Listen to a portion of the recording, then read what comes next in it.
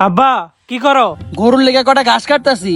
হই, আমি থাকতে তোমার এত কষ্ট করা লাগবো কে? সরো সরো, আমি উঠাই। না থাক, তোমার ঘাস ওটা লাগবে না, তুমি এনে আগে বহো। তুমি কি মতলব নিয়ে আইছো সেটা আগে কও। আব্বা শীত তো আয়া পড়লো, তুমি কও এত শীতকে আমি সহ্য করতে পারবো? তা তো বুঝলামই, শীত তো আয়া পড়লো, চিন্তা করো না। বাজারে যায় তোমার লেগে মোটা দেখে একটা জ্যাকেট কিনা দিমুনি। কিন্তু আব্বা খালি জাম্পার দিয়ে কি শীত যাইবো?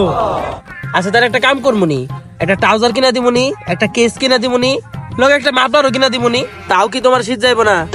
আব্বা শুনলাম এই মাঘ মাসে নাকি অনেক শীত পড়বো, আমি এত শীত সহ্য করতে পারবো না।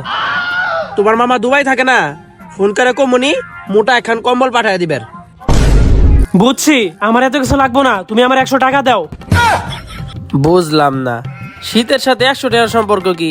ওই 100 টাকা নিয়া গাড়ি ভাড়া দিয়ে মারে নিয়ে নানির বাসায় দিয়ামু, তাইলে বুঝবা এই শীতে কি দরকার। বুঝছি, পোলার বিয়ার বয়স হয়ে গেছে গা।